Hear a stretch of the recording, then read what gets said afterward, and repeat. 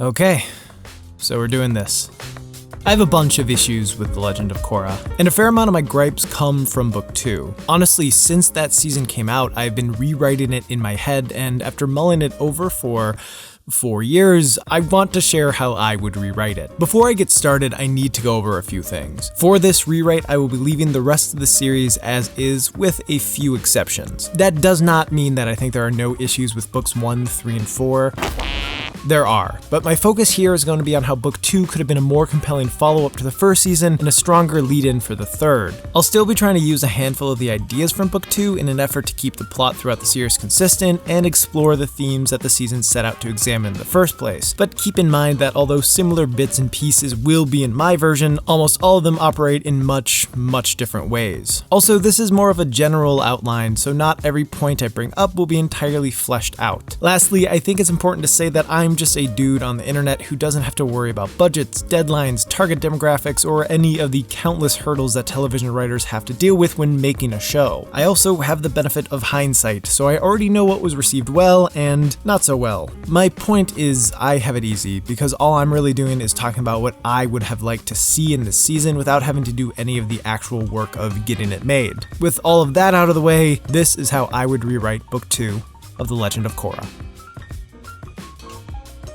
The second season didn't have the best launching off point, and that can largely be attributed to the way Book 1 ended. So to properly set up Book 2, I need to change Book 1's ending. Instead of Korra unlocking the Avatar state and getting her bending back, it ends with her looking out towards the water, mourning everything that she's lost.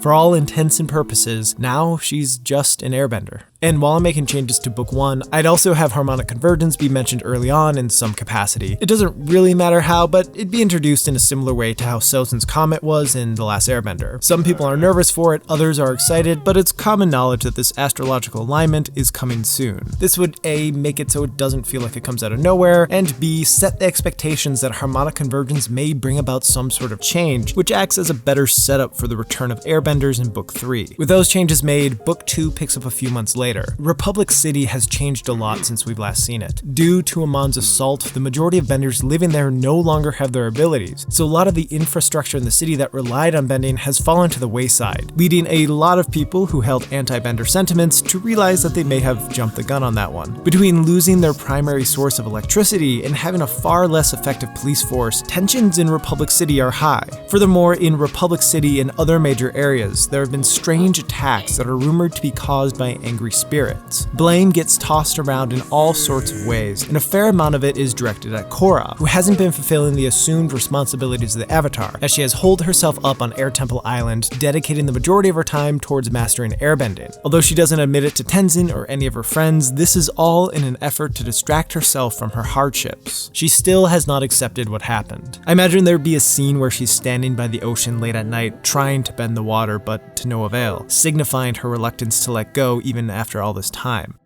During the time jump, Mako pines for Korra, but she doesn't reciprocate his feelings. He joins the police force to help protect Republic City, and he rises through the ranks quickly because with his bending, he's one of the more effective police officers. However, he's overworked and starts to feel the weight of being responsible for everyone else's problems. This, mixed with still thinking about Korra all the time, is not a good combination. Bolin joins him on the force, and Chief Beifong tries to teach him and the few other earthbenders remaining in the city how to metal bend, but he can't figure it out. This frustrates him a great deal, and he feels like a failure, establishing Bolin's deep desire to metal bend and strengthening his arc for Book 3. Asami has been trying to keep her company afloat after the arrest of her father, but with very little support from former business partners, it's proving difficult. The group has grown apart a bit, as they each try to adapt to life in a post-revolution world. None of them are comfortable with where they are in life, and each worries that they will never get what they want. Korra starts to have dreams every night, similar to the ones she had in Book 1 that followed Aang's interactions with Yakone, but instead of dreaming of Aang, it's of a different avatar, one Korra has never heard about before.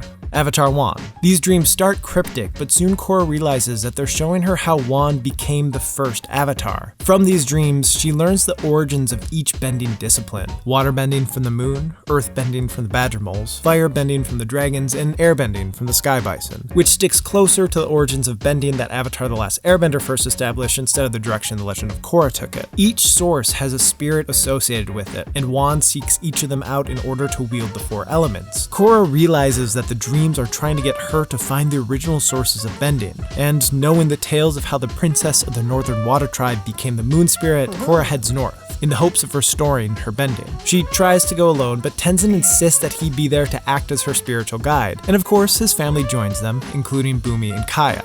Lin, knowing the importance of Korra's journey, assigns Mako to help escort her. But Lin comes along hoping he might learn a thing or two about bending from the Badger Moles, and Asami sets up a meeting with a very eccentric and extravagant businessman, Varrick, who has a summer home in the Northern Water Tribe because why not? So on a Sato-made ship, the new Team Avatar sets sail for their first stop, the Northern Water Tribe. On the trip, Korra and Asami start to strike up an actual friendship. They bond not just over their grief of what's happened to them, but also over how no one knows how to treat them anymore. Both have gotten more pity than anything else, so it's nice for them to talk to someone who offers actual empathy. As they arrive at the Northern Water Tribe, they're met by Korra's uncle, Unalaq, the chieftain of the tribe, and he expresses his concern about the mistreatment of spirits in the south. He fears that the great cities outside of the North Pole have lost respect for the spiritual world, driving many spirits from their rightful homes in the name of progress and science. With harmonic convergence approaching quickly, he urges Korra to open the Northern Spirit Portal as a sign of good faith to the spirits, a way to show that humans want to live alongside them. Korra tries, but she isn't able to open it. At some point, Bolin meets Eska, who he quickly falls in and out of love with, and Asami strikes a deal with Varrick, who agrees to finance a new project for her company if he's allowed to document the Avatar's journey in a mover. So Korra goes to the Spirit Oasis and sits next to a pond where two koi fish swim around each other endlessly. She tries to connect to the Moon Spirit, but due to Tenzin laying his guidance on a little thick, distractions from Varrick's film crew, and Korra's personal walls, she's unable to. However, Jinora makes a brief connection with the Moon Spirit, who tells her to bring the Avatar back later that night, alone. They do this, and with Jinora's aid, Korra is able to communicate with the Moon Spirit.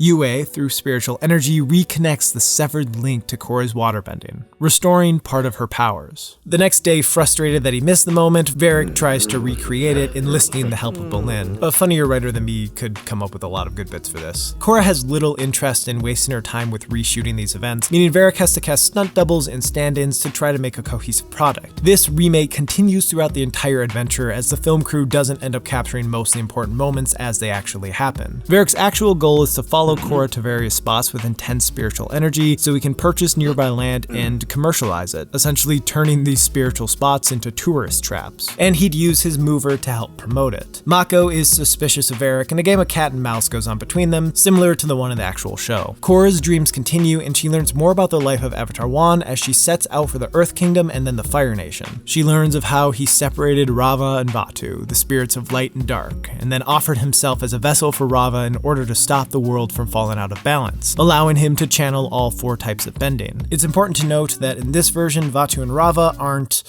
rugs. Back at the North Pole, Unalaq is genuinely worried about upsetting the spirits, and with Korra unable to open the spirit portal, he takes matters into his own hands by entering the spirit world through meditation and going to Wan Shi Tong's, he who knows 10,000 things, library. In his research, he also learns of Rava and Vatu, and that it was Rava's power that sealed the spirit portal in the first place. Hoping Vatu may have the power to reverse it, he sets out to find the dark spirit. To do so, he visits one of the only spirits old enough to know where Vatu may be, Ko, the Face Stealer. As a side note, it'd be awesome if Ko had a new face belonging to someone from Avatar The Last Airbender. You know, maybe someone who we don't hear much from in The Legend of Korra. Someone famous for carrying a boomerang and wearing a ponytail. Well, maybe that's too dark. Anyway, Ko tells Unalaq where to go, and he sets out to find Vatu. Meanwhile, Korra explores Hamashu and the surrounding area to learn more about the origins of earthbending. And with Jinora's aid, she communicates with the spirit that taught Wan and Rava how to earthbend. Most likely it'd be the spirit of a great badger mole, but maybe it could be the spirit of Oma from the legend told in the Cave of Two Lovers. Through meeting the spirit, her earthbending is restored. In the Fire Nation, Korra meets with Fire Lord Zuko, who tells her of the Sun Warrior's ruins, and with the help of the dragons there, she's led to a boss-ass dragon spirit that Wan met on his travels thousands of years ago, restoring her final lost piece. All of this would take about 10 to 11 episodes to get through. She's ecstatic to have her bending back, but her dreams continue, and she watches Wan master the Avatar state, something she still has not even been able to enter. In the spirit world, Unalaq makes the dangerous trek to Vatu's prison, where he finds the spirit chained in place with light pouring on him from every direction, weakening him greatly. Vaatu tells Unalaq that this was the work of the first Avatar, and while many believe that Avatar is the bridge between worlds, spirits have been mistreated for millennia because of the Avatar. Unalaq frees Vaatu and asks him to open the portal. Vaatu, unsure whether or not he'll be able to, agrees to try. It's worthwhile to note that Unalaq is not desperate for power and he has no desire to throw the world into darkness. He believes in tradition and spiritualism and feels that the Avatar and the rest of the world have turned their backs on these tenets. In this version, he's also not a member of the Red Lotus, as that felt like a tacked on detail anyway. Unalaq isn't evil.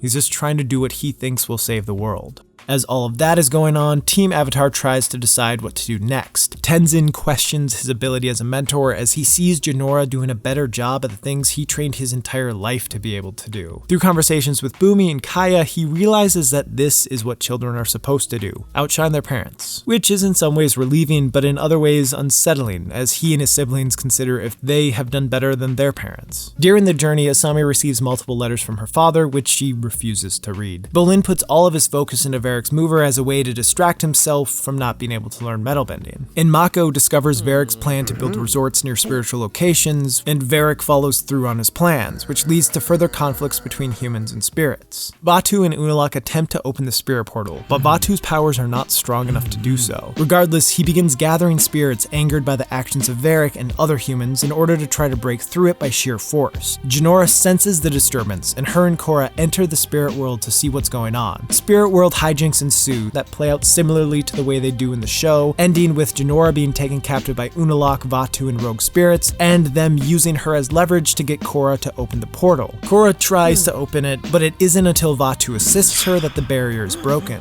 Jinora is overtaken by spirits, and Korra is kicked back to her body in the material plane, with Jinora stuck in the spirit world. Now, out of the spirit world, Vaatu manipulates Unalaq by speaking of all the wrongs humans have done to spirits throughout history, and how places like Republic City cut off the spiritual energy of the world, slowly killing it. And it is here that Unalaq makes his tragic turn into true villainy, as he suggests that they restore the city to what it once was by using the power granted to the spirits from harmonic convergence. Spirits in tow, they head to Republic City, and Unalaq brings Eska and Desna with him. They obey their father, but they have severe doubts about what he's doing. Korra catches wind of Unalaq's plan either from spirits or from people who see his mystical army traveling south, so Team Avatar heads to Republic City as well. Tenzin, Kaya, and Bumi go to the spirit world to rescue Jinora, which again plays out similarly to how it does in the show, but without the Deus Ex Machina at the end of it. When the spirits arrive at the city, harmonic convergence begins, and Vaatu, along with the other angry spirits, becomes even more powerful, and they rain havoc down on Republic City, trying to erase it from the earth. Korra and her friends arrive and fight with Vaatu, but he's too powerful for them, focusing most of his efforts on Korra in order to stamp out the light that tormented him for so long. Vaatu unleashes a barrage of devastating attacks, and it is here that Korra enters the Avatar state for the first time in the series, pulling from the power of the spirits who helped her along her journey, from the lives of each and every Avatar before her, and from the energy brought about by harmonic convergence. Korra takes on a massive spiritual form, similar to what Aang did at the end of Book 1 in Avatar The Last Airbender, and ideally it's cooler looking than just a big blue version of herself. And with all of this power, she battles against Vaatu. During the fight, Unalaq and rogue spirits continue to attack the city, and Bolin, Mako, and Asami fight against them. At some point, Eska and Desna join the fray, and they try to appeal to their father, but he seems beyond saving, so they fight against him and are able to take him down. After a destructive battle, Korra vanquishes Vaatu and the darkness he brought with him, saving the day.